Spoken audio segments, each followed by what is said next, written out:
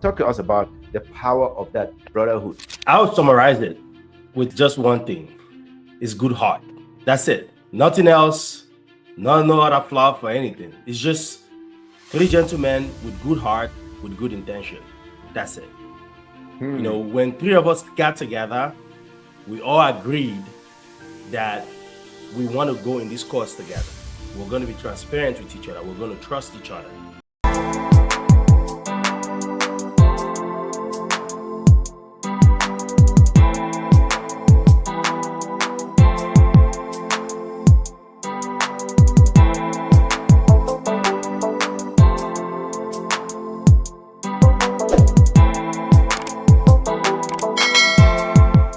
Have you ever driven past a beautiful property and you ask yourself, I wonder how many years I have to be on earth. I wonder how long I have to work to be able to acquire enough to be able to own such a property. Have you ever driven past a beautiful multi-family property? You wonder, what does it take to own this? Today, you're in for a treat. You hear from the founders and the managing partners of XSITE Capital, how they identify good deals, how they go about researching and acquiring and making sure that you, as a hardworking professional, you can have a little piece of that pie. Hi, my name is Gideon Fomukwai, the Story Warrior. This is the Story Warrior podcast. I am so honored, so privileged to welcome into this studio, virtual studio, or should I prefer to call it a virtual African fireside? So imagine we're roasting some maize and talking about family and talking about business. I have the great pleasure of welcoming Dr. Julius Oni, Mr. Leslie Awasum, and Mr. Teni Tolofari. These gentlemen are people who are capable of making magic happen. You are magic makers in the real estate world.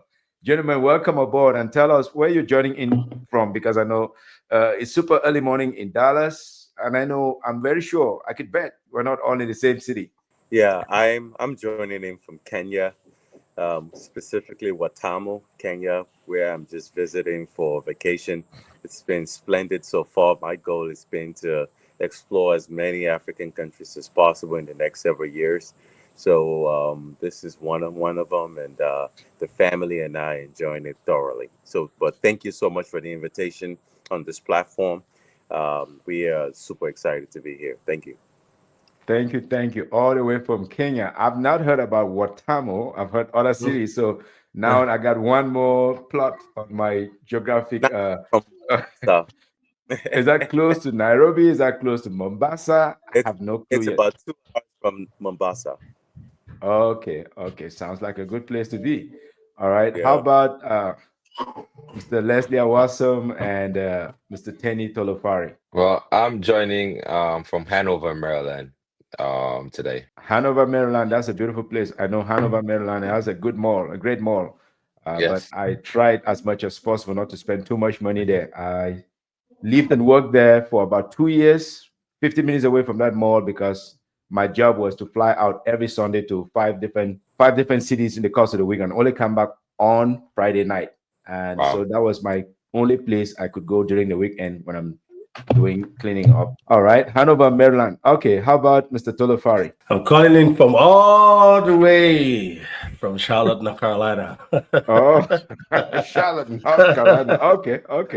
I know a thing or two about Charlotte. A little bit of rain, a little bit of hot and humid temperatures. Yeah, humidity is a big one here. Yeah. Yes, I can relate to that. I'm looking to move to Kenya with chairman. God, meet your chairman. Is that right? It might make your dreams happen. Be careful what you wish for. I don't live in Kenya. I live in Lagos, Nigeria. Just visiting Kenya. Just visiting. Yeah, Okay. Just to be clear, I want to go and visit the teacher. Yeah. Let's make it happen. Okay, you be careful what you wish for, Mr. Tolofari.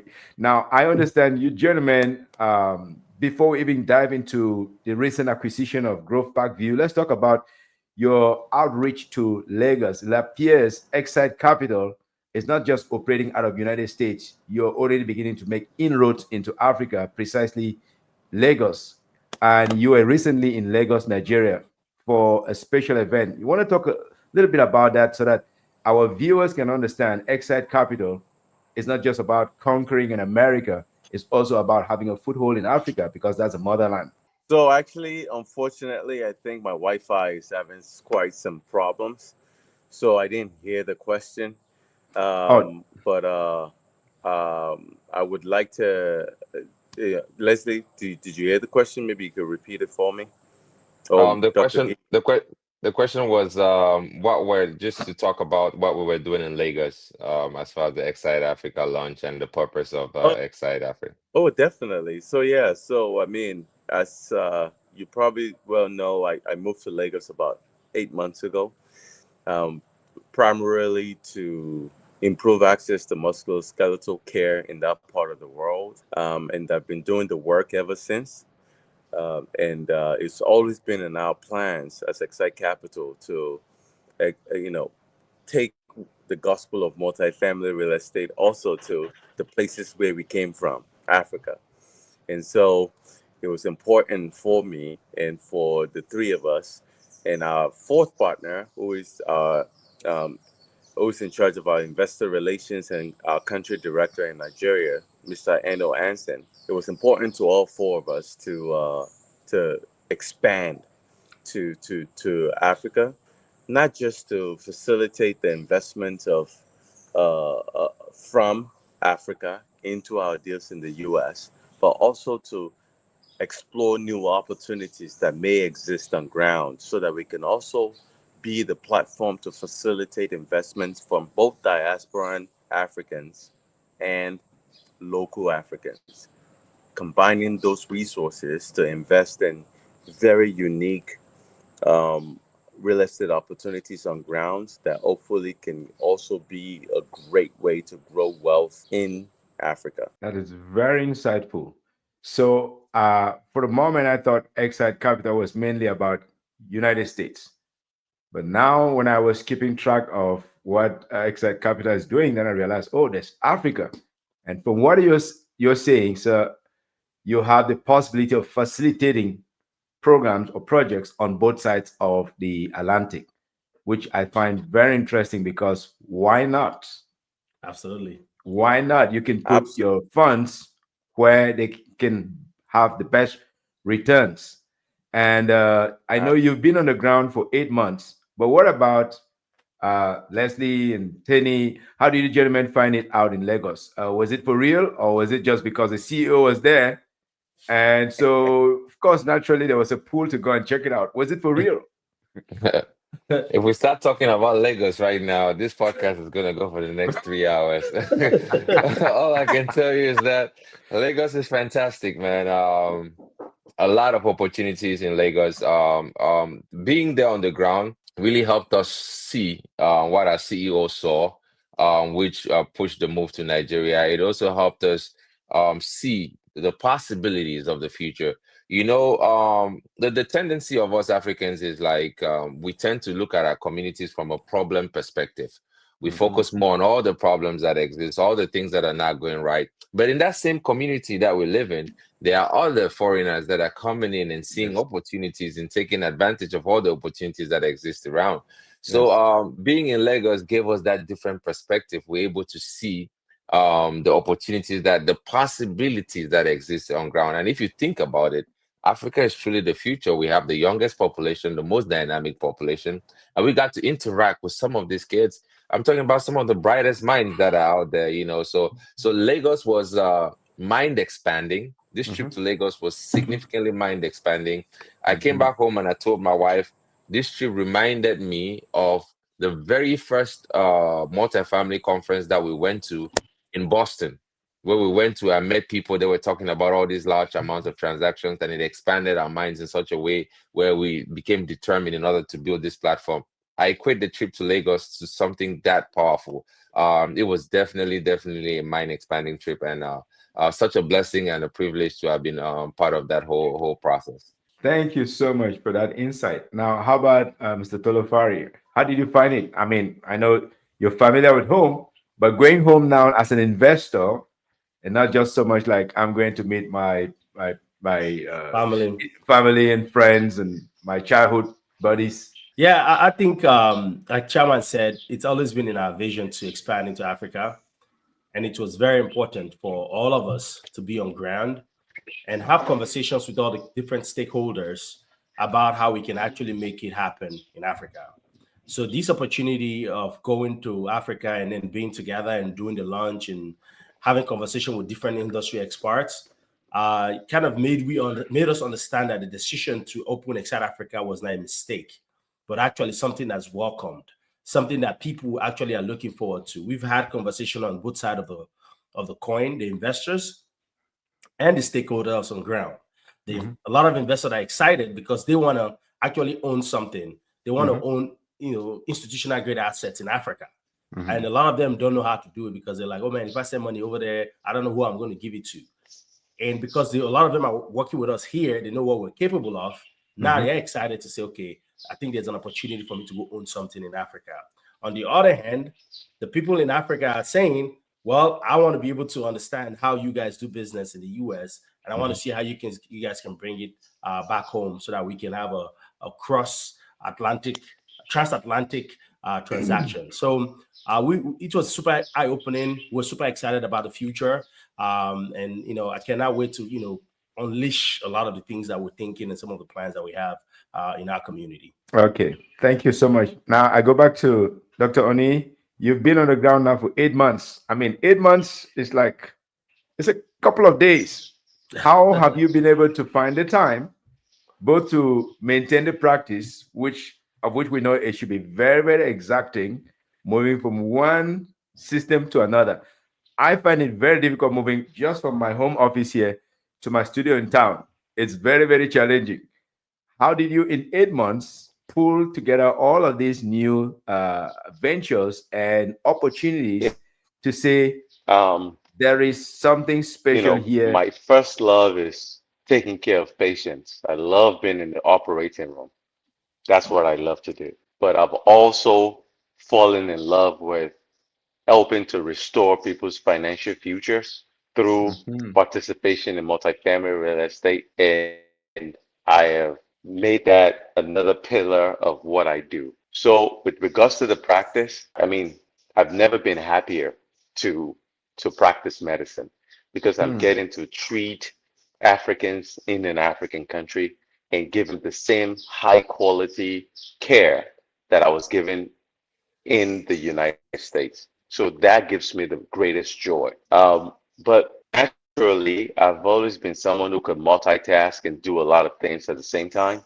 And I have the best partners in the world, I that are dependable, that I can trust to execute on the vision that we have together. So for me, that has made it much easier. And on the home front, I have a fantastic partner in my wife, and so she's able to also hold down the home front, just like as my partners are holding down the business front. So job of holding that front down when I'm not fully around. So I I think I feel like the most lucky man in the world, the luckiest man in the world, because I find myself just surrounded by some of the most incredible team members and partners, and that allows me to leverage their time, their expertise, their strengths, their resources to I'm lucky to be surrounded by. Okay, that speaks very highly of the XI team. And I know this. I've had one of your partners on this platform before. You will not believe what he said about your team. You were not in the room, gentlemen. You were not privy to what I heard Mr. Awason said. He said, these two gentlemen, I would lay down my life for them. I'm like, whoa, that is deep.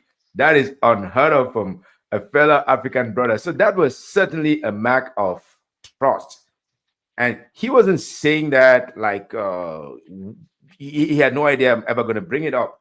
And what I'm hearing you say too is they, there's a particular glue, there's a chemistry that is holding XSITE Capital together, and that is that your partners can execute whether you're there watching over them or not. Now, that is something very rare in our community. Not that it doesn't exist, but it's rare. And I want you, gentlemen, to chime in on that. The power of a strong and grounded partnership in which we believe that we're each other's keeper, that we can go out there and do it just like we know the other brother will do it, because it's a new spirit that we must encourage in our immigrant community, and whether it's overseas or back home.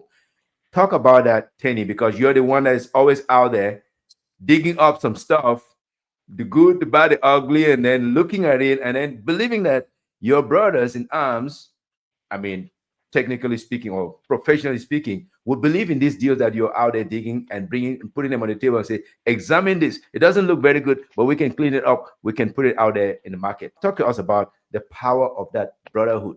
I'll summarize it with just one thing: it's good heart. That's it. Nothing else. No other fluff or anything. It's just three gentlemen with good heart, with good intention. That's it. You know, when three of us got together, we all agreed that we want to go in this course together. We're going to be transparent with each other. We're going to trust each other. And a lot of times you can fake things, people can fake things, but guess what? With time, you get to know someone's character, right?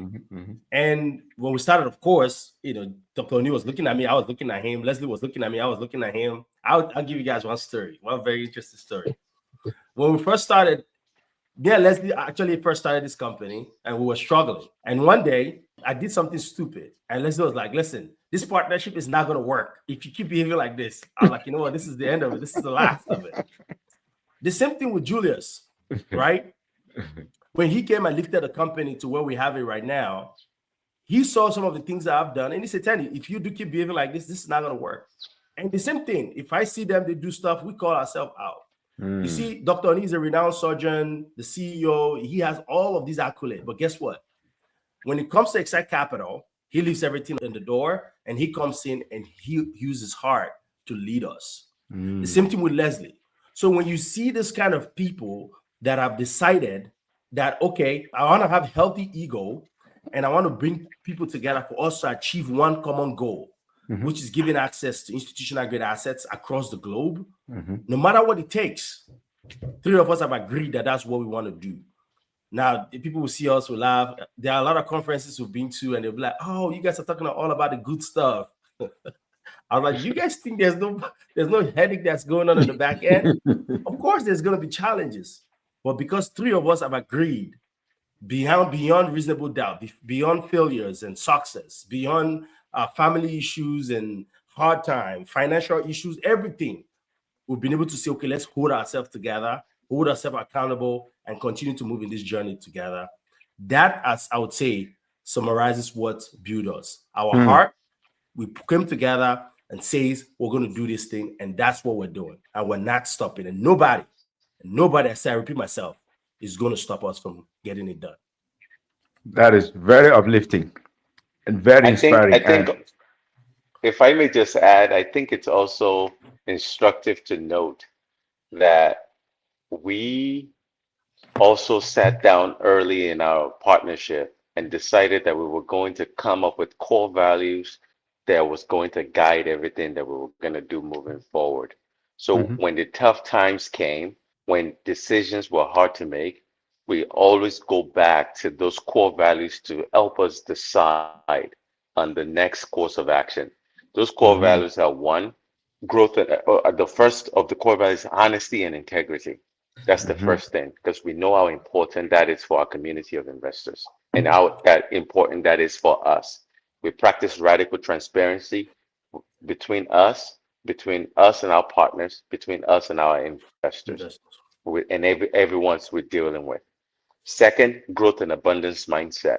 There's more than enough out here in this universe to allow all of us and anyone else who is interested in whatever we're doing to be just as successful. There's no reason for us to gatekeep information.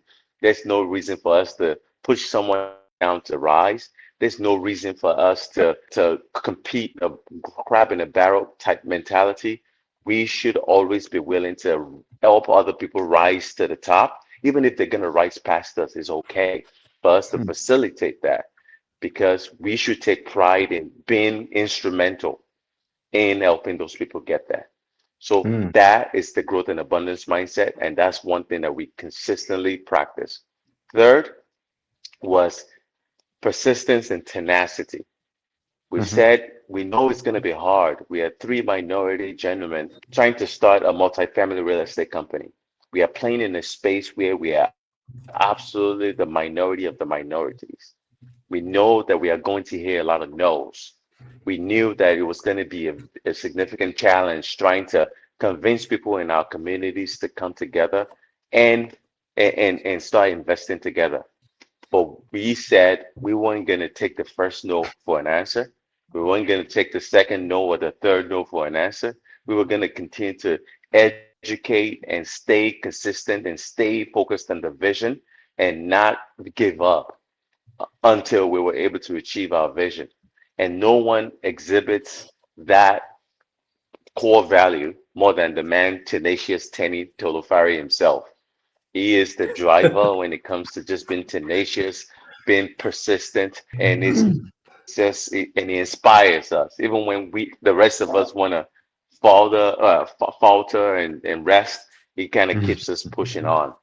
The fourth core value is humility. We believe that we must continue to exhibit the characteristics of humility no matter how high we got, Mhm. because we know that no matter how big we get, no matter how wealthy we get, no matter how accomplished we are, we have to realize that we have to remember the humble beginnings and stay grounded. That is Mhm. absolutely important. And then Mm. the fifth is daring to be unique. We needed to make sure that we are not doing it everything the same way that everyone else has been doing it. Because if we did that, then we'll get the same results that everybody else has been getting. So one of the ways that we did to be unique was we asked ourselves, where are our avatars? Where are the people that we are trying to talk to? Why don't we go to the places where where they congregate? Why don't we go to the places where they get together? Why don't we go talk to them in the places where they're comfortable? That's why we started to go to medical doctor conferences, nursing anesthetist conferences. You never saw any real estate companies in those conferences before us. But we started to go. Same thing with the ways that we approach, outside of the box. Like what are the approaches that we are not thinking of that could also work in this situation? Yes, we know what people have done before. We know what our mentors have done. And there's some other ways to achieve the same goal ethically without cutting corners, but that does it in a unique way. And we at Excite Capital have done that. And we continue to do that in the way that we do business. So those five core values, even when we have disagreements, even when we don't see eye to eye, we usually would one say to ourselves, we are in this marriage of a business together. So we are on the same team. We are on the same team. So we could disagree over one. We're going to have to sit down and resolve it at some point, just like you have to do it with your wife at home, right? So and second, what does our core values say about this particular thing we have disagreement about? And whenever we go back and forth on that, then we say, okay, yeah, well, the core value says this. And then whoever was not consistent with the core value usually then capitulates and says, okay, fair enough. Let's move on. And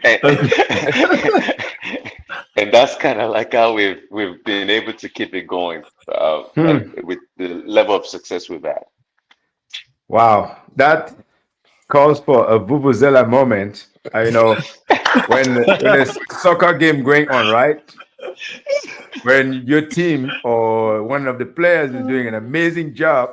I bought this vuvuzela, by the way, from Johannesburg Airport. I was transiting to Singapore. So, gentlemen, in the spirit of true African brothers who are out there venturing for themselves, but more so with that humility, with that radical transparency, and all that. I think those are the ingredients that all of us need to feed on. Those are the ingredients that I believe our parents fed us with when we were young. So I want to give this big blast to. Okay, all right. You know how the vuvuzela sounds. It's not the most melodic, but I hope that it awakens someone who is watching this to say, you know what? This is how it ought to be my brother's keeper, whether he's there or not. And you gentlemen have had very accomplished careers, success stories in different fields, medicine, and you come into real estate, which is a no man's land. Sometimes it's rough and tumble because you'll be dealing with people who may be crooks. You'll be dealing with people who have not had the kind of code of ethics that you have been ingrained to embody in medicine. And when you're out there in the rough and tumble, how do you continue to awaken your core values? How do you succeed to continue to say, you know what, I have to stay humble? Yes, I had a successful career, and I'm not just going to be defined by medicine alone. I have to continue moving forward. How do you continue to charge forward, Leslie, knowing that you were making a lot of money in your field, and you have bad days here? How do you continue to stay humble and stay hungry when you meet those rough moments? Leslie, you need You to know, share. Leslie, you need to share some of that money. You say you're making a lot of money. I think Dr. Oni in going through our core values summarizes it, right? And because that's what we use to make decisions. That's how we function outside of our own selves as an organization. Like when we do, yeah, you're right. It's rough and it's rough out there, and we meet this every single day. Like we meet people that try to screw us over. We meet people that are cunning, but we stay true to our core values and we stay true to who we are. We are never going to adjust ourselves, change ourselves to become because of what anybody else is doing. And we see a lot of that around us. But the other thing you have to understand is like this journey, this is not a 5 year, 6 year, 7 year journey. We're talking about a 30, 50 year, 100 year company that we're building. We're still just at the very beginning phases, still just at the very early phases. So when you use that perspective, it automatically humbles you because there's still a lot of work left to be done. And one important thing that we recognize, three of us, like when we came together, the very first day we got on a call, three of us, the call that was supposed to be a 30 minutes call ended up being like a 4 hour call. We just kept going, kept going. And our wives were looking at us like, who is this guy? It's like, I've never heard you talk about all these guys. Who are these guys that you're on the phone with? But in that moment, we realized that whatever forces that exist in the world, God, Allah, whatever forces have brought us together for a purpose, for a mission, a reason that is bigger than our own individual goals, right? With what we have right now, each one of us can walk away and be extremely comfortable. There will be absolutely no reason why we should be putting ourselves through so much pain and so much trouble and going in. But the reason why we do what we do is because we truly believe that our community needs it. Our African community, we were educated from a very early onset about how to grow up as a community. It takes a village to raise a child. The Ubuntu mindset, we all work together to grow in different aspects. But when it comes to finances, we never do that. Whereas if you look at the other communities, they might fight about other things, but when it comes to finances, they band together, and that's why they control the world's economy, right? We do believe that in our own small way, in the small work that we do, we can contribute to start changing the mindset of members of our community about the importance of us applying that same community mindset that we have for other aspects, for parties and other things towards wealth building. Mhm. And when we do that, we could build a massive amount of wealth. So with that mission in the back of our minds and the perspective of the timeline that we have, we don't have time to be making mistakes or try to take the shortcut. We have a very, very long-term perspective in how we do business. Things might not work out today, but we always say there's one saying that we like to say is like time is the greatest friend of the truth. And time will Mm. tell what we're able to do. Hmm. So that perspective has helped us a lot. The why, the mission, everything that we had is much bigger than ourselves. So we're gonna keep going. It doesn't matter the circumstances that we face. It doesn't matter the challenges that we face. And we know for a fact that we got each other, Mm. so it doesn't matter how challenging it gets, we're going to keep going. Let me give you an example of what Leslie just mentioned. So, like you said, Doc, I usually go do tours. I go visit properties and I meet with brokers and everything. Initially, when we first started, when I'm going and my partners don't give me a call, I start getting upset. I'm like, guys, why you guys not calling me and checking up on me so that when I go there, I'll be very confident, because I knew that if I speak to them, I'm not just going and representing myself now. I have two invisible guys right behind me that is cheering me up. I'm like, yo, you got this, you got this, you got this. So I can walk in the room and say, you know what, we're going to buy a $50 million deal or $100 million or $20 million deal, because I know that if I turn left, Leslie is here, Leslie be on the left, yes. And I turn right, Dr. Lee on this side. It's what I'm saying. These guys, you just know that they got you regardless. And that, to add to what Leslie said, is being like the guiding force behind everything that we're doing. Really interesting, man. And you just came off a major acquisition, signed, sealed, delivered, so to speak. Grove Parkview, which I was informed about somewhere around the start. And I'll be honest, I was one of the skeptics. Okay, you have full disclosure, right? I was one of the skeptics. This property is well over $50 million. And I was like, I don't know about that. I don't know about that. And then I moved in a different direction, started taking the funds in a different direction. And then come to hear about it. Wait, they got it. They got it already. They got it. What is happening? Now, while I was focusing on something else, you guys signed this very big deal. Talk to us about the process of getting there, the challenges of getting there. Dr. Oni, and of course, gentlemen, feel free to chime in after the CEO, because this, I think, is a milestone. It's a mile marker, not just for our community, but 10, 20 years from now, someone will come and look at it and say, wait, check out that mile marker there. That's how great things happen. You plant a flag, and posterity comes and look at it and say, oh my God, they did it. Talk to us about that process, sir. While we get his camera back on, again, I think you kind of hit the nail on the head. And this kind of exhibits who we are as XSITE Capital. We set these challenges for ourselves, and then we go out and then we do the work that's necessary. And trust me, this deal, Growth Back View, tested every iota of our beings. It tested every aspect of XSITE Capital as a platform that is ready for these institutional grade assets. So many sleepless nights. I know my hairline shifted 2 more inches during during Well, this deal. talking about hairline, I know a thing or two about that. Hey, I said I might join you soon, Dr. Don't. Fomukwai. If You we don't have want to another come. growth, You if don't we want have to come another this growth back direction. view. Please keep what you got. It looks good. It looks good on you. Yeah, but at the fundamentals of it, right? The two few guiding principles that took us to Growth Parkview. First is the asset, the opportunity. Is this a strong, good enough opportunity that's going to provide value to our investors? The answer is yes. This is an institutional grade asset in an area that is poised to grow over the next 10 years. An asset that has been stable with an occupancy of over 95% for the last 10 years. That is already producing $5 million in annual revenue, right? So, and we have an opportunity to present something like this to our investors. Our investors, these are physicians, nurses, pharmacists, lawyers that work extremely hard for their money. And they've never had access to this kind of assets, not direct access. They've had it maybe through mutual funds and other institutional investors that come in and take the high part of the returns and then give them the peanuts. But now we have the opportunity to present this to our community.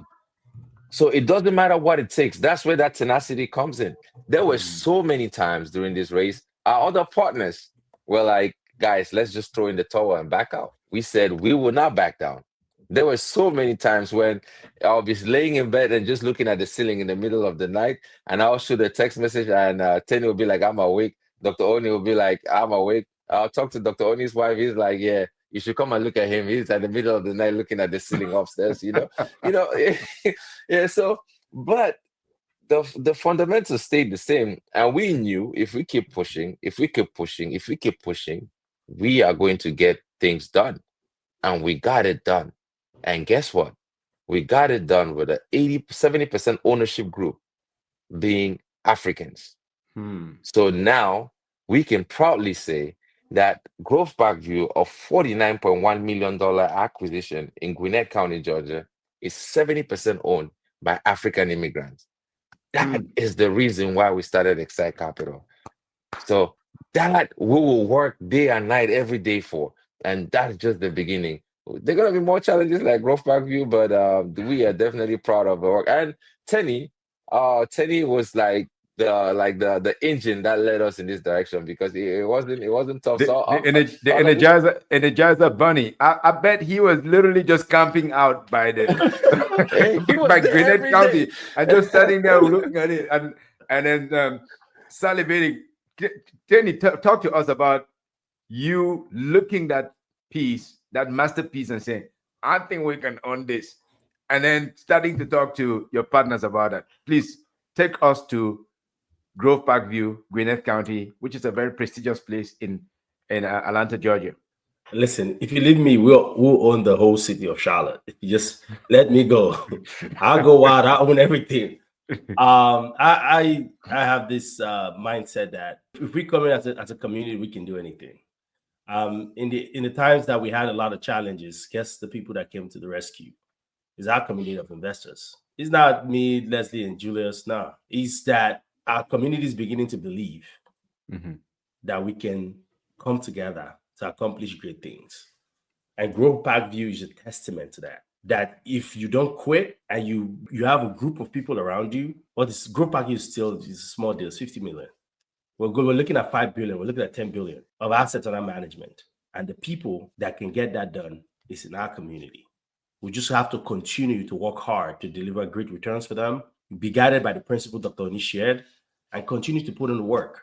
You know, Growth Parkview made us become a better company, made us grow, made us expand, made us attract more people in our community to see what we're seeing, give us more visibility. But that's just the beginning. Because now with the community of people that we're growing and we're working with, we know that we can take down any kind of deal. You know, so there's a lot of challenges that went into the deal. Some people, when we talk about it, they say, "Oh, you make it sound so easy." Why would I want to come and bore you with the hard part of things? We are doing it so that you don't have to do it. This is as simple as that. The reason we created XSITE Capital is so that you can get access to all the benefit that it provides without having to deal with the headache. That is a product. That is a solution to a lot of problems people have. Today, you see people have properties and they're bogged down, they're having issues. Oh man, I'm dealing with tenant toilet, I've lost my property. Oh man, I cannot manage my job and the property. We are helping people eliminate all of that headache and giving them returns, appreciation, tax benefits in the US that normally they will not have access to. So when we look at it, look back, it's worth it. The headache, the pain, the challenges, the pushback, and everything is worth it. And guess what? The marketplace now recognizes us, not just us. Today I was having a conversation. Yesterday I was having a conversation with a broker. I was like, guess what? We're bringing a lot of money from Africa to come and invest in the US. He was like, wow. I'm like, yeah. The reason why he reacted like that, because he knows that if they give us institutional good opportunity, we and our community will be able to take it down without a doubt. And we've never failed them. And I trust that with good leadership, with good vision, nothing is impossible. That's always been, it's a universal fact. But for Africans, immigrants who already work very hard and who want to do the best for their families, and if they can reprioritize some of the money they use a lot in party, they can put some of that into institutional buckets like the ones that you provide. The sky is the limit. So, and before you leave that, you may said something very important. Before we leave that, the African immigrant community are one of the hardest working individuals in the world. And we don't just work and do less skilled job. We're one of the most highly skilled professionals in the world. And like Leslie mentioned, the Ubuntu mindset, the community mindset, has always existed amongst us. yes. But there's a reason why the people put the notion in there that you guys cannot work together. There's a reason why they publicize that so much. So when me, Leslie, and Julius look around in our careers, we're one of the top professionals in all our careers. And when we extended that, you see that a lot of us are doing well in our respective community and we're making a lot of money. But there's something in the air that was saying, oh, you guys cannot come together because you don't trust each other, because they know if we do come together, Yeah. It's over. It's The over. game is over. It's unstoppable. Because think about it. Like in every respective career, people go in there, they give the best, and they make a lot of money individually. Yes. But Now collectively, imagine if we're not collectively. yes. Let's say for you, Doc, you now know how to do apartment buildings, and now you go create your own community. We, show you how to do. You go create your own community. Now you have a whole pillar. Yes. XSITE Capital have a pillar, and before you know it, just like we have medical doctors in different fields, we now have investors that own these institutional grade assets across the country and across the world. And when we're able to come together, we do extraordinary things. Yes, and sir. that is the vision Dr. Oni, myself, and Leslie saw. And that's what we're sharing here at XSITE Capital. Yes. I can see it's very evident from the persistency, from the pursuit that you guys are cut different, or you have a completely, you're powered by a different kind of purpose and a different kind of passion. And the truth is, we come from collectivist societies. We're not individualistic societies. So You get if it. you are able to harness that, it's a force for good. It's a force that no continent can stop. That's a fact. Because Absolutely. we do not come from I, me, and moi. We come Me, from we. we. We come from we. That's Ubuntu Exactly. spirit. Yeah, Almost exactly. literally everything about Africans, as far as I know, is we sit around the table and share a meal. We go Yes. to the farm Absolutely. together. We You go to your the farm neighbor's house together. and eat. Exactly. Yes. Yeah. Sometimes uninvited. Exactly. What's invitation anyway? Who cares about And that? when you tell your parents that your parents are like, it's fine. Just He's go. probably at somebody's house. That's it. Just go. So Knock anyways. and get in. They start to apologize. There's no food. You sit around. We got to cook something. Like total stranger, and you make yourself comfortable. So I think if we can translate, or you're translating those principles to investment, it's obviously going to continue to grow. But talk to us about the myths and misconceptions about African immigrants with respect to investment, because there's a myth out there that they want to spend all their money, maybe they want to build back home, or they want to do this and that, and they don't care so much about investing together in America. That must be a myth or misconception. Can you clarify that myth and misconception for us? Because pulling together Grove Park View obviously was not a day's job, and it was not a one man's job. Talk about that myth and misconception. Les, you want to take it or you want me to go? Like how many investors you brought in, how many So, calls you had to make, and all of that kind of stuff. So I'm gonna address one big myth and misconception that you didn't bring up, but that people bring up a lot, and it's the misconception, is the myth that Nigerians are not to be trusted, or Nigerians are this, or Nigerians are that. That's a huge, huge, huge, huge misconception. Huge misconception. And the sad part is a lot of us Africans, we take it, especially because I'm Cameroonian, my partners are Nigerian. When we get on calls, we joke a lot and say, you could not have three Nigerians in one company, so they brought me in as a Cameroonian for credibility. so we joke around like that, and that usually breaks sad. the ice. That is very sad. But it's a stereotype. It's a stereotype that have been purported, maybe for justified reasons or not. But we're talking about a country of over 200 million people that is being stereotyped by the actions of maybe 500,000 or Can you have get Dr. Oni in again, please? Okay, let's try again. That is being stereotyped by that, right? And that misconception has prevented a lot of things from happening, a lot of work from happening, a lot of collaboration from happening, right? What I've learned, talking from an outside perspective, as somebody that has had the privilege to partner with these two amazing gentlemen, is Nigerians are one of the hardest working people in the world, and some of the most trusted people that you could ever work with in the world. We right now, we're building a team of employees based in Nigeria. Very intelligent team, very hardworking, very dedicated. So that misconception, that myth, and for example, a majority of our investors are Nigerians. Majority of our investors in these deals are Nigerians from the African community. So that myth should be wiped out completely, because it doesn't exist, right? And all these stereotypes. One of the things about us in our African communities is like, we get caught up in all these stereotypes. We get blocked in all these identities that have been created, and all the stereotypes that have been built around these identities, and they keep us locked in. and kept us unable to be able to move things moving forward. And that's the same stuff that we face in the financial industry as well. You're muted, Dr. Mukwai. Dr. Mukwai, you're muted. And for Yeah, context, thank you. Chairman, what we're talking about is like misconception about the Yeah, African mindset when I've it heard comes to that investing. entire conversation. I Oh, heard the entire nice. conversation. I was That's just nice. stuck in the backstage. I couldn't get in. Yeah, Yeah, but I'm I very. heard it. Yeah, really. That's exactly what's I was like, let happening. me in, let me in. I'm happy you're back. I'm happy you're back and brighter and sharper and stronger, Dr. Oni. Thank you so much. Thank you so much. I know my fantastic partners have done justice to your questions so far. So, but I'm glad to be back here for sure. Yes, we were addressing the myth and misconceptions about Africans not caring much about investing. And Leslie went further and said, I omitted one. He said, there's a myth out there that Nigerians are not to be trusted. He broke the ice by saying, so the two Nigerian brothers brought in a Cameroonian brother to lend some credibility. That's the joke we used to give in the beginning when people So- used to say, "Oh, let me Yeah. add one more twist to it, just for the heck of it. Not that there's any credibility to it. It says that the only Nigerian to be trusted is the one that is dead and buried. That's another one that's out there, but that could not be further from the truth.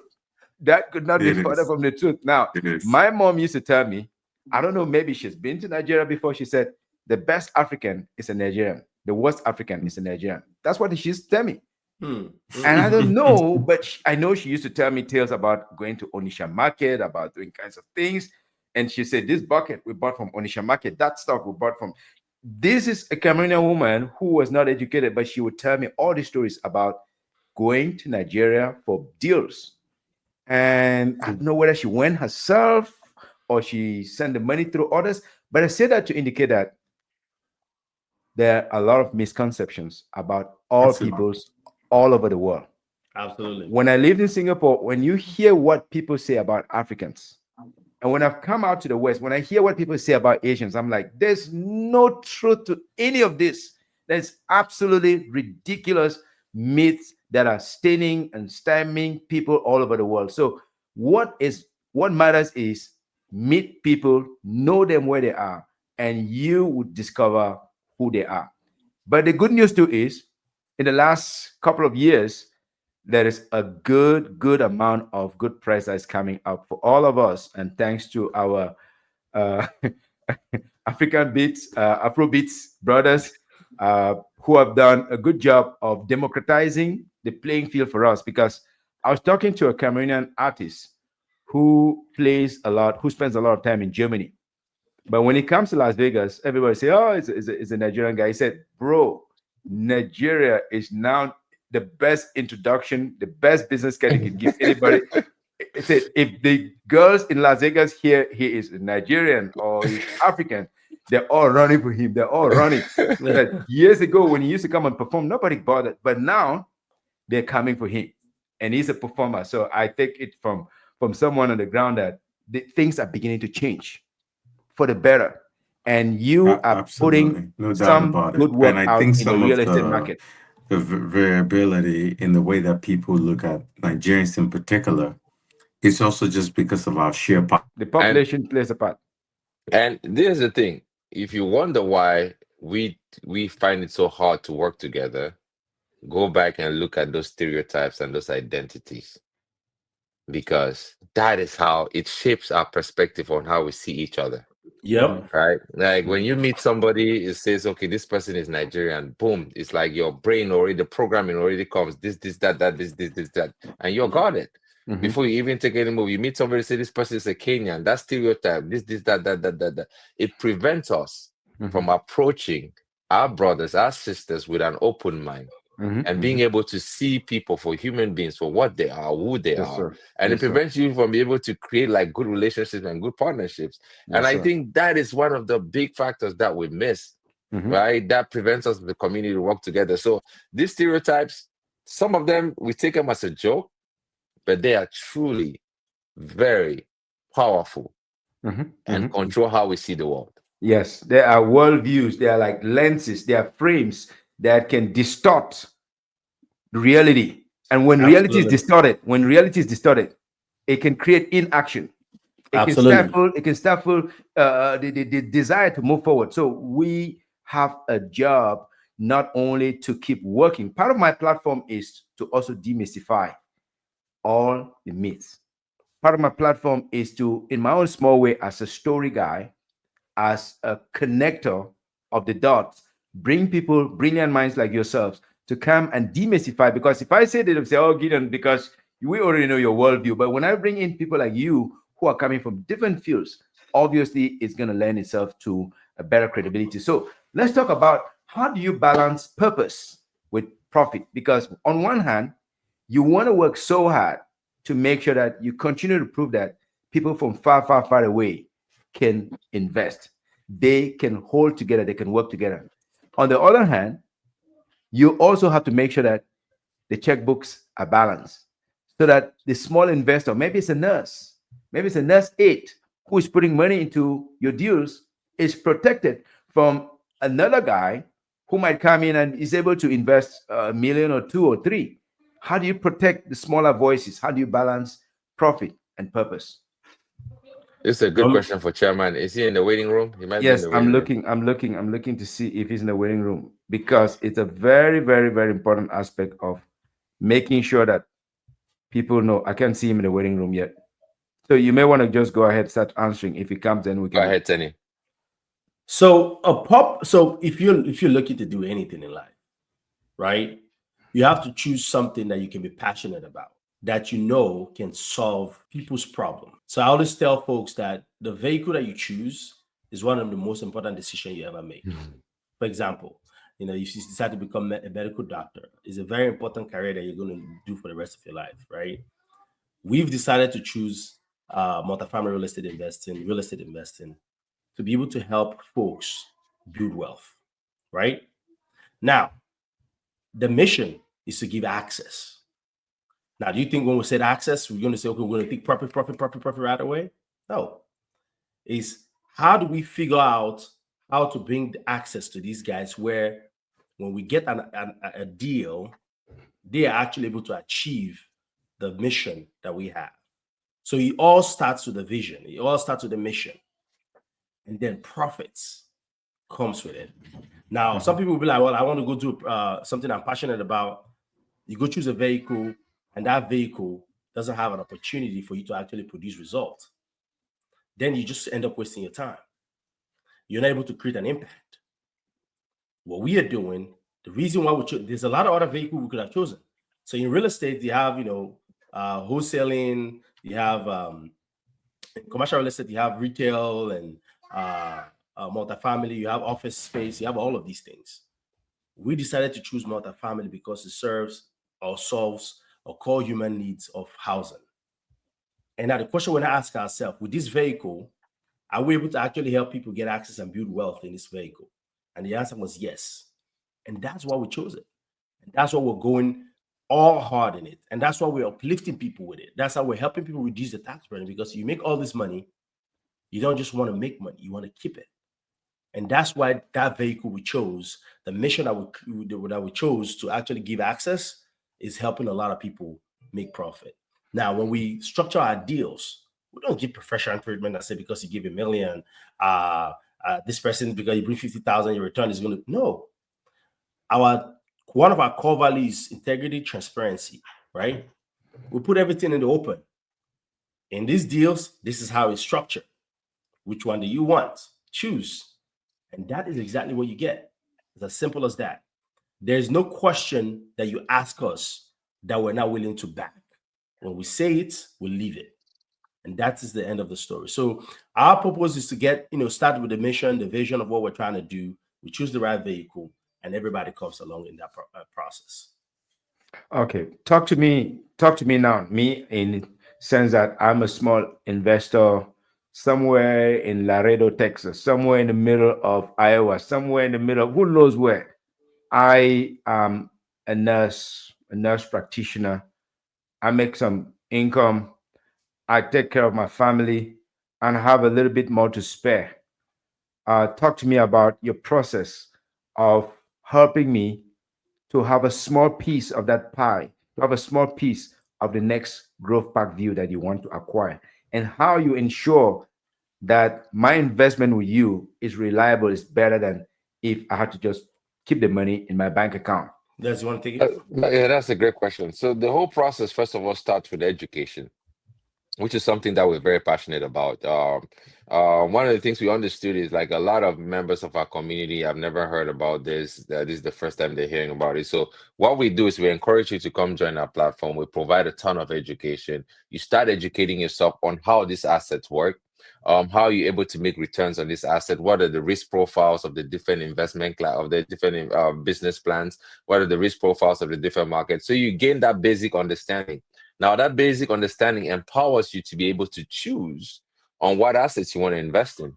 As you know, we bring together Growth Pack View, present it to you. You can decide, do I want to invest in this? Does this meet my goals or no? And you could step back and wait on the next one. So and we do that along the way. We make sure that you're educated. For anybody that's interested, when they come in, we meet with them. We go on a step-by-step process, show them exactly what the risk, what the returns are, and one of the things like our honesty and integrity, core value, we take that to heart. We are radically over communicative, over transparent in how we operate. From the very moment when you express interest in investing to the point where you even submit a self commit to investing, we stay in constant communication with you, letting you know how your investment is working, how everything is going, and whether good or bad, we give you the news so that you understand how it is. And the way we structure our deals, like Tenny said, we structure our deals to protect the investors, right? We have something called a preferred rate of return, which means that as an investor, you are entitled to a certain return every single year on your money before us, the operators of the asset, can take any kind of returns from the cash flow. Hmm. So that way, when the funds come in, you get your preferred rate of return. We hit that first before we can get any kind of returns from the cash flow. So that way, our investors are protected. The way for us, the way this our entities are structured, when we do well for our investors, then we do extremely well as operators.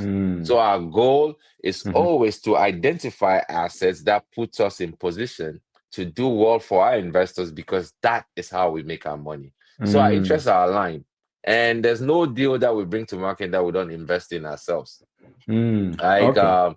yeah, there's none. Like, we love this asset. I understand them. It's the one aspect of one vehicle of investing that I understand to the core. I understand the risk. I understand every single one I invest in. Myself, Yes. Dr. Oni, or Tenny, we invest in. So Yeah. we are aligned with our investors. We're not just putting in houses there so our investors to go in by themselves. So those are some of the things that we do to make sure that that nurse from Laredo gains the basic understanding, gets Mhm. in on the asset, is protected as an investor, and making sure that they get their returns at the end. Is that to say that every single investment is going to go great and be spectacular? No, right? Like Mike Tyson said, everybody has a plan until you get punched in the face. You know, so yeah, so there will be challenges, there will be unexpected challenges along the way, but one guarantee we give our investors is good, bad, rain or sun, you always gonna get communication from us. You're always gonna be aware of what's going on with your investment, and you're always gonna know exactly what's going on with the properties that you're investing in. All right. I think a great philosopher, or shall I say, architect of diaspora investment, once said, "Time is the greatest friend of the truth." And I think that that you said that yourself. You're the philosopher. You're the architect of that. So I noted that time is the greatest friend of the truth. Now, where next? Ten. Where is the next growth pack view? Where do you see XSITE Capital in the next 3 years, 5 years? Maybe the CEO can speak first in the absence of, let's see if the CEO is back. Otherwise, COO can go first, and then the acquisitions head can also chime in on that. Yeah, I'm actually gonna pass it over to Tenny to take on that question. Okay, where do you see yourself next 3, 4, 5 years? But first, when is the next growth pack view coming along? So, based on what we've done with our community of investors, we're positioned to attract unique opportunities right now. We've actually had an opportunity to be offered 2 off-market deals, and what that means is deals that are not offered to the public. And that's because we and our investor community have been able to perform, right? So as I speak to you right now, we're actually evaluating a deal that is in Charlotte, North Carolina, Concord part of Charlotte, North Carolina, that I went to drive last night. And that is a $36 million deal. Now, if that will come through, our investors are going to hear about it. Before that one, we got offered a $26 million deal. So a deal is imminent, meaning there's a lot of opportunities that are going to be coming. And that is in the near future. This year, our goal is to do $200 million worth of transaction this year. We've done 49.1, and we have room to get the rest done. Now, in the next 5 years, we want to be at $1 billion of assets. And now that might, be small based on what we're seeing from our community. But in the next 10 years, we're trying to be between $5 to $10 billion of assets under management. So our goals are very aggressive, and that would include, XSITE in the US and potentially XSITE Africa as well. Okay, thank you so much. That is very, very uplifting. So when you say XSITE Capital, where are you putting your footprints? Is it Lagos? Is it Douala? Is it Abidjan? I'll summarize Is that it to say emerging markets. That have an opportunity for growth for our investors, because at the end of the day, we have remember, the vehicle is very important. If you have a mission, you choose the right vehicle, investors are going to make money. So we serve our investors. So if we're going to invest our investors' capital somewhere, anywhere in the world, we have to do our due diligence, to do our research to make sure that market is a growing market for our investors before we actually go in there. So right now, where we are operating is in the US, the southern part of the US, Southeast, North Carolina, South Carolina, Georgia. We're expanding to Tennessee and Texas, potentially. And then now we have a South Africa in Lagos. That will potentially expand to an emerging market across Africa as we continue to grow as a company, based on the unique solutions that we bring. Okay, so Lagos for now. I'm not hearing any name. I'm not hearing any Cairo. I'm not hearing any Khartoum. I'm not hearing any Cape Town. I'm not hearing any. I'm not hearing anything else. So all right, we'll keep it guarded for now. You'll hear we don't make grandiose statements without doing the due diligence and research. As you can see, Dr. Oni has been on the ground in Lagos for 8 months. Doing the work with Hansen, and we've been doing a lot of work trying to identify where the right opportunities are until we identified what the right vehicle is. Because like Tenny said, our investors work really hard for their capital. We just don't go put it on any asset just because we're passionate about it. But I see a future where other African countries are going to be benefiting from some of the products that we're going to be bringing to market, because our goal in Africa is to bring like unique solutions, housing solutions to the core of the population and underserved part of the population. And you're going to be hearing some more about this. We're still ironing out the details and we're going to be testing out the model in the months and the years ahead. But the future is exciting. Very exciting. It's exciting. And of course, XSITE Capital, there's something exciting about XSITE. It excites me to know that you gentlemen are out there doing what you do and making sure that you have skin in the game and you're serving the market that is underserved. That is uplifting to me. So if I came to you and say, all right, gentlemen, what are some thoughts that you have for other people of African descent who are gathering and thinking about doing something together? What would be your advice to them in terms of getting together and doing it right? What kind of advice do you have for them? So what I always tell people is this: if you want to do anything, look for somebody that's been there, done it, still doing it, and have the time to teach you. If you're going to go buy a $10 million project with a group of people, don't be naive. Don't just go buy it and say, okay, I'll figure it out. That's a $10 million project. You're going to lose $3 to $4 million. I'll give you an example. So when we first started, there was a property in DC that we started looking at. We went, man, we're interested about this deal. We called a property management company, help us evaluate it, blah, blah, blah, blah, blah, blah. And one thing we realized really quickly, there was a boiler system in the property. And that boiler system, if we had acquired the asset, it would have cost us about $2 million to take that boiler system out of the property. Now, if we did not have somebody that could guide us or educate ourselves very well, guess what would have happened? we rush and buy the project, and then we say multifamily is a bad investment because we lost everybody's money, right? So I always leave people with this. You have to be XSITE Capital. Look for somebody that's been there, done it, still doing it, and have the time to be able to guide. If you look around all Africans and what we've done, I'm in the cybersecurity space. 10 years, 15 years ago, when I got into cybersecurity, nobody knew about it. But later on, everybody now is doing cybersecurity. Guess why? Because each one teach one. Each one teach one. And before you need a lot of people, the same thing in medicine, CRNAs, nursing. You observe that as one person go and figure it out, a group of people start navigating in that direction. Yes, and sir. that is one of our mission at XSITE Capital, is to educate people on how to get it done. So if anybody's looking to do it, we're here to be a guide. Again, if you don't feel us as the right people to help you, make sure you find somebody else that's been there, done it, still doing it, and have the time to teach you. That is what I would give as a guide. And I have nothing else to add. Someone who has done it, is still there, and has the time to teach you. All right, gentlemen, let's begin to wrap up here. It looks like we could not get back Dr. Oni, maybe connection challenges. So you have a young, curious African who is relatively new, or maybe from Asia, some other part of the world, and they're fans of your work. And they say, Mr. Tolofari, what is one book that you can recommend for me to read so that I can, begin to get my hands around my future and be in good shape? What would you recommend? One or two or three? Just one book I recommend.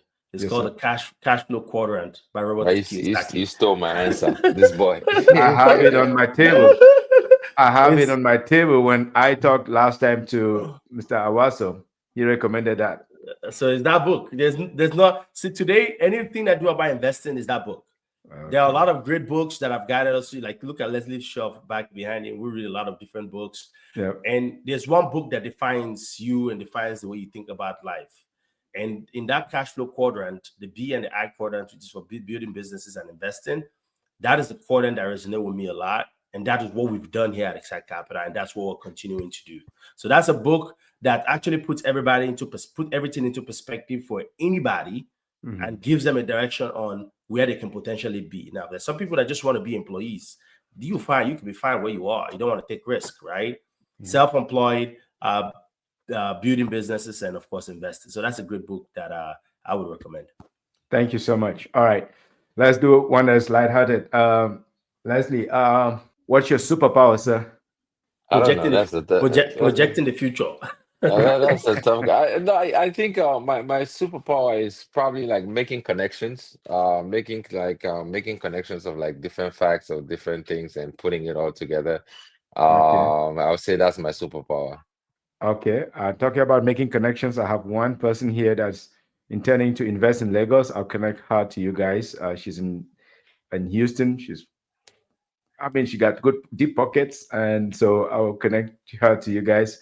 She wants to have a foothold in Lagos market, so I'll make that connection for you. Thank you. Now, I'm not claiming that's my superpower, but maybe. Okay, Tenny, what's your superpower, sir? I'm fearless. Fearless. Oh, okay. That is something that we need, because you're out there going to places that nobody's going and finding stuff that people are scared to talk about. All right, that speaks a lot about what you do. And I can give you some context. I'm not scared of anybody. So if the president, Donald Trump, right now, I have his cell phone number, I'll call him. Okay. And I'll tell him exactly what I want. So I don't have that thing of, because he's the president, he's this monster that can eat me. Yeah. Nah, I don't have that in my mind. As long as this is going to help us get in the direction that we have to go. I'll give you another example. So I need some of that. Okay, you have to show me how to get some of that. Don't even try. Don't even try. This guy is something else. You're gonna eat me for breakfast. Okay, you're gonna chew me. All right. Okay, go ahead. So we went. There's the Jewish conference that I don't know if Leslie mentioned in the podcast before. Yes, he did. We're glad to be mentored by somebody that's very prominent in the Jewish community. And I went to one of the conferences. And I started getting scared. And guess what? I called my partners. I'm like, bro, guys, This is like I'm the only black guy here. These guys are looking like I'm about to come and steal something. And Leslie was like, dude, what's wrong with you? You're 10. Go do your thing. And that was Go be it. 10. Okay. Right. So sometimes, when I say I'm fearless, I get in some situations where I still need. Remember, I told you when I go on tour, I look at my front, back and front. I have this support behind me, and that pushes me. But I still take that move and say, okay, you know what? Regardless, I'll just still have to do it, and I get it done. So yeah. Fantastic. Okay. This next one is just from my other world of corporate training. Which of these shapes do you like most? Is it a square, a triangle, a circle, or a squiggly? I like a circle. You like a circle, Tenny? I like a triangle. You like a triangle. Okay. The triangle types, they like to take charge. They like to get to control things. They prefer to be the CEOs. They like to do it now. The circle type, they like harmony. They like approval. And they can do very well in careers such as midwifery or community service, social workers. And of course, this comes from the science of psychogeometrics, something that I'm messing with. And it does have some scientific backing. Last one is you go to a party. It's a big and beautiful Ubuntu party. And there's Nigerian jollof, Cameroonian jollof. There's injera from Ethiopia. And there is peanut butter soup from Senegal. Which one of that will you choose, gentlemen? Better choose right. That's it, right. Choose right. For me, it's a tough choice because you put peanut butter soup in there, and I love peanut butter soup. I was gonna say Cameroonian jollof for sure, but I love peanut butter soup. So I'll Full go peanut butter disclosure, soup. I'm a peanut junkie. All right. Yes, but Brother Tenny, which one will you choose? I'll not just eat, man. It's too much pressure.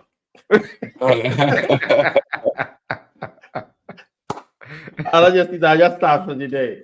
Stop for the day. Don't stop. No, but I'll go with, what I'm familiar. I like to experiment food. I don't have a problem with like experimenting different food. But if I'm really hungry, I'll go what I'm familiar with, which is like the Nigerian jollof. That's going to be my first choice. And then, of course, and then I'll try to eat everything else. I eat anything. So Awesome. Talking about experimentation, I went and bought Njera, which is mostly famous in Ethiopia and Eritrea. My studio is located around an Ethiopian community with Eritreans. So I went and bought it. It's beautiful. It's good. It's tasty. And like, how did I not know about this for so long? So I want to thank you, gentlemen, so much for your time. What you're doing is transformational. It's inspiring. It's uplifting. Can you make a promise when you have the next deal? You could call me. I will not longer be I will not be too skeptical this time around. But also, more importantly, we can do a little spotlight on that. We can do a little spotlight on our YouTube channel. On good months, we get 25K views. On the bad months, I don't know how many. But hey, if you have the next deal, we can do a little spotlight. I can get a video, ask you some questions, and promote it within my community because it's all about collaboration. It's all about the Ubuntu spirit. One hand cannot tie a bundle. It takes two bangers to make a jingle. So I want to thank you for your time and for what you're doing in the community. Gentlemen, you've been a blessing to me. Okay, you get the point. Thank you so much. Thank you so much for having us. Thank you for having us. Absolutely. Anytime, come back when there's a deal. Thank you, sir. You got it. Bye-bye. Bye.